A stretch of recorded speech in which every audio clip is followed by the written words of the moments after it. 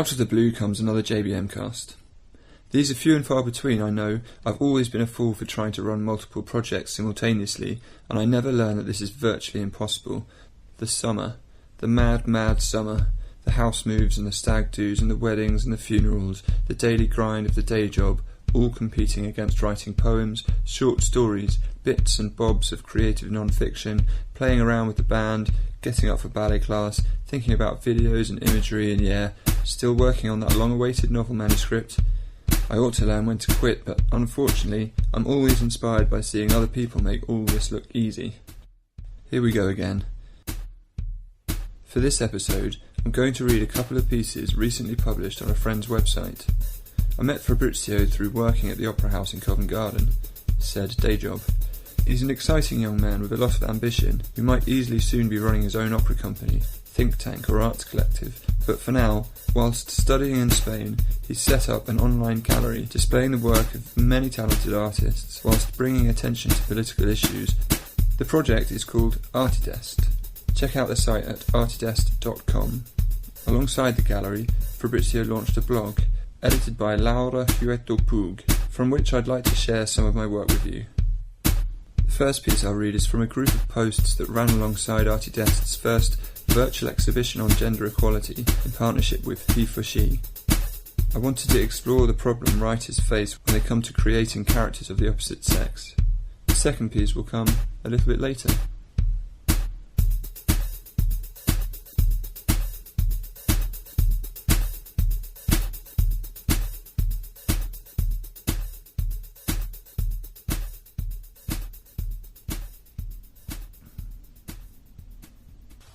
Brief reflection on writing characters of the opposite sex. With most of your work, you leave yourself behind. Most of yourself. You open your journal or laptop and stand in the foothills of some idea, some image or some refrain, and you leave yourself behind as you begin to climb. You see unique landscapes on the way up, vistas you alone can paint. You alone have seen them. But it takes few words to share them. Readers understand because they too have seen mountains, oceans, deserts, forests, either with their own eyes or through the lens of the television camera. These are universal images that enter the mind naturally. It gets complicated and more interesting when during your journey you meet characters, men, women, children, animals, gods, ghosts. There they are in front of you, figures from a dream with vivid faces. You can describe their looks easily, but what about writing their personalities? As surreal as it sounds, you first have to spend time with them. Some are garrulous and like to talk. Others are reticent and guard their secrets. Some follow you around. Some come to you willingly. It's slow going, but you begin to get a handle on who they are. You hear their stories. They talk about their beliefs. You learn what they've been through, what scares them, what scarred them. You get to know them, some from a distance, a neighbour or colleague, some more intimately, a friend, a lover. Afterwards, you let the journal be for a spell and progress to the task of relaying these characters using a story of your own. Here you leave yourself behind once more, most of yourself. Experience can be bothered, but not personality. You mustn't contaminate. Because now we're concerned with sharing the experience of meeting these characters, the experience of getting to know them, the individual, not the universal. For readers, this is one of the most magical elements of fiction. When I first came to it, I found relaying the female characters I'd met impossibly hard. I muddled through with the men, knowing something of their nature. I'd seen enough, lived just enough, in my 30+ years, to put something close to convincing impressions of male existence on the page. But what of the women I discovered in my journals? How accurately has growing up as a boy and living as a man informed me about the corresponding experience of a girl or a woman? I could try and portray such characters through voice, through action, but my attempts were often unpersuasive and frustrating, and when challenges come, it's easy to lose the path, to remember only the faces and lose sight of the personalities emerging in the work. I approach the problem with a question, and I have no answers because I'm only exploring questions. The characters you meet whilst you're writing, what is it about them that draws you towards them? For me, it's asking how the variables of life have affected them, the lottery of birth, the delicacy of childhood, the vulnerable heart of youth, the indifferent heart of adulthood, exposures to every addiction in between. It's discovering how they've evolved in different ways under the same strains faced by everybody else. It's exciting because, as there's a myriad of such variables, no two characters can be exactly alike. But one thing, to my mind, is true. It's emotion that unites us. Emotion manifests in both sexes from the same source because it comes from a part of us which is both male and female, a part of us that exists in our species collectively, and originates before gender is assigned to an individual, a part of us that's as universal as mountains, oceans, deserts, forests. So when you're working, and you leave most of yourself behind, you're free to meditate on that which you do carry with you, those human basics that existed before your personality formed and complicated things. Spending time contemplating these vital elements, questioning the depth of their emotional response to all that the world throws at us, has, I think, helped me begin to write characters of both genders empathetically. This next piece, I think it's fair to say, is less article and more creative non-fiction. Laura asked if I'd like to meet one of the artists involved with the gallery, and I was very lucky to be invited to visit the London studios of Dianne Kaufman, who, with watercolours, charcoal and oil paints, creates work that's challenging, but rewarding. Laura called it The Poet and the Painter, and it's an account of that visit.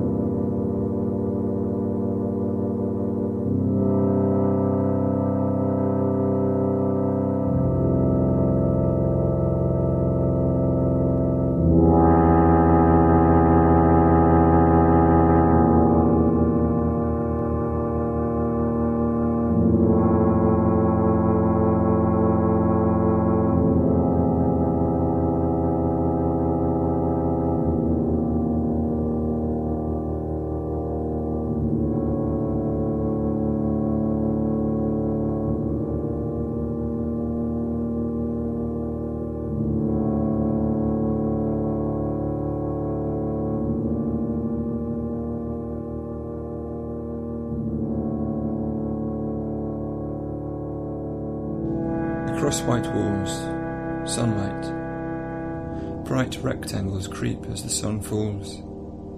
Upon those walls, rows of paintings hang. Look once and be confronted. A second look, curiosity. Look upon our faces. Our faces are not our faces. Look upon our makeup, its anguish, its humour. We are here because we call. She smears and brushes and moves, to nudge us, to search within us. We watch through eyes smeared shut as she searches beneath for the familiar, for some reflection, for some glimmer, some echo of a world that's real. Look upon our faces. Our faces are not our faces. In the corners, canvas is lean. A long table is covered in stacks of sketches. One chair has a cushion, the other is wooden. Both are decorated with tiny spots of paint. A painter, offering orange juice, motions for a writer to sit, smiles. The writer sees the smile lift the painter's mouth. The brightness of her eyes holds understanding in a place where secrets dance. The painter describes the faces of her portraits, the warping of features by the spreading of colour across a figure's visage. We've learnt to read each other by looking into the face, but the face is just a mass of flesh and vessels. It's assembled randomly in such a strange lottery. It's arbitrary. It's not a true representation of the self, the character living and growing inside. The writer swallows juice. He says he sees torment and sorrow in the faces on the wall. Our faces are not our faces. The painter is someone who's aware of loss and the pain within life. She's in tune with it, always has been, despite having had a happy childhood, a happy life. She's jolly, with a jolly soul. Smiles lift the painter's mouth. But with her work she explores this connection to the world she's always had. And yes, the product is often dark, because the world is often dark. Some shy away from her work because they sense the darkness surrounding it. But she's afraid they're missing the humour. There's anguish, true, but humour can be found at a dark place too, if you're not afraid to look for it. Yet the painter understands why look into darkness when you can look away. To contemplate the ideas emerging from her work, of the pointlessness and random ambiguity and suffering in life, the finite quality of flesh, the finite quality of age, you must leave the false world designed to protect you from such horrors, to see that those horrors are ordinary, and the emotion we experience because of these factors is perfectly ordinary too, and acceptable, an intrinsic part of human life. We should embrace the cold world, look it in the eye, and unlock the ability to empathise with one another. The painter wonders why only artists, in all their different guises, can look life's arbitrary nature in the eye, and see it for what it is. We are here because we call. The pair talk about music and how it influences their work. Music helps an artist reach the concentrated state of meditation that can enhance the channeling of creative energy into the work at hand. So it is for the painter. She wants to step back from herself. She doesn't want to insert anything of herself into her work. She wants to see what she can find in the moment of painting, to see what the paint itself might offer up. She wants objectivity, to step away from the cloud of thoughts that embroils the mind and to see the world for what it is, random, capricious, hard, robust, and within a structure far greater than itself, the solar system, the galaxy, the universe. Reason is revealed, a reason why our lives seem insignificant and small. Yes, there's a place here for overwhelming anguish, crushing anxiety. Yet we must pay to explore the reason in human life. To gain awareness means to embrace the deafening knowledge of one's place in the order of things.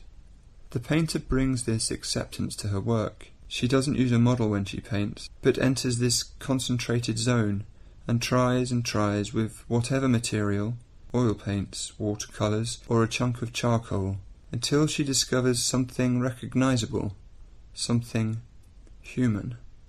Watercolours reflect the randomness of the world, for they create their own patterns whilst they dry, and may or may not show anything at all.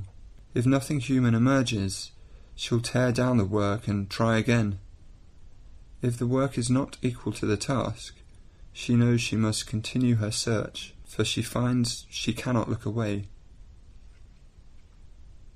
We watch through eyes smeared shut. The painter is conscious that this all sounds pretentious when described so, but the writer nods. He knows the truth of the task. It's this challenge to grasp something of the essence of our existence, something she recognises as human in her work, that drives her. The writer sees this displayed within the rows of paintings lit by sunlight on the walls. The pair talk about others whose work has been influential. She admires German expressionism, but can't escape the agenda in the work. She wants to step back from herself. She doesn't want to insert anything of herself into her work. She's a feminist, of course, but only when she leaves herself behind can she discover what might be revealed.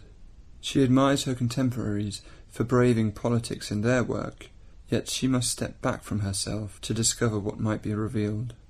The painter pauses. Her arms drift by her side as if floating down on parachutes.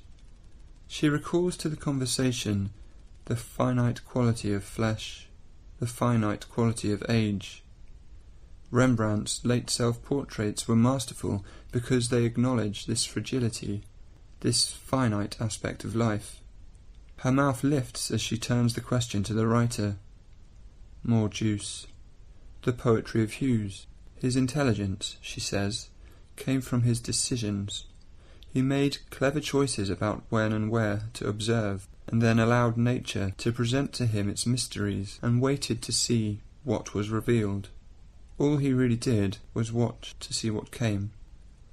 The writer imagines the painter, entranced by bleeding, morphing ink, by dust storms of charcoal, the slow tides of oil paint, waiting to see what might come. Some echo of a world that's real. It's not possible to truly know another person's mind, yet perhaps by finding something in common in art, we can catch a glimpse. We walk here and there, trapped inside our bodies. Thoughts ricochet about our skulls. There's no way out. But if a painter conjures an image from her mind and places it into yours, something she recognises as human, this offering might make a fleeting connection. Existence, anguish, humour, the lottery of flesh, the finite quality of age. We can catch a glimpse of it, once it's reflected by another, and come to understand something real, something true, knowable within ourselves. Look upon our faces. Our faces are not our faces. Try on our makeup. It's anguish. It's humour. We are here because we call. Your face is smeared and brushed and moved. Nudge us. Search within us. We watch through eyes smeared shut as you search beneath for the familiar, for some reflection, for some glimmer, some echo of a world that's real. Look upon our faces. Our faces are not our faces. The sky above the bus is heavy. Clouds of dense grey gather. The writer sees again the lifted mouth, eyes bright with understanding, a heart where secrets dance. Trees, still as paintings, hold their leaves up towards the falling rain. The falling rain. The falling rain.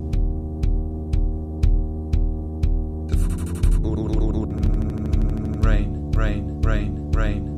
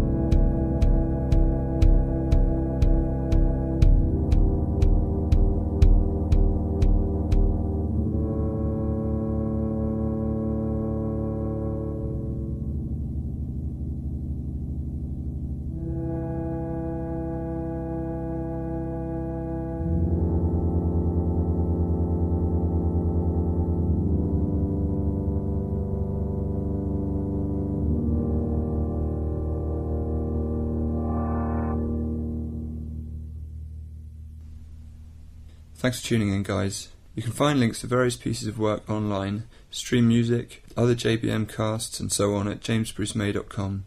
I have a YouTube channel at youtube.com/jamesbrucemay, and if you'd like to get in touch about anything in this podcast or just say hello, you can either click on the Talk tab in my website, join me at James Bruce May on Instagram, give me a tweet to James_Bruce_May, or send an email to James_Bruce_May@hotmail.co.uk.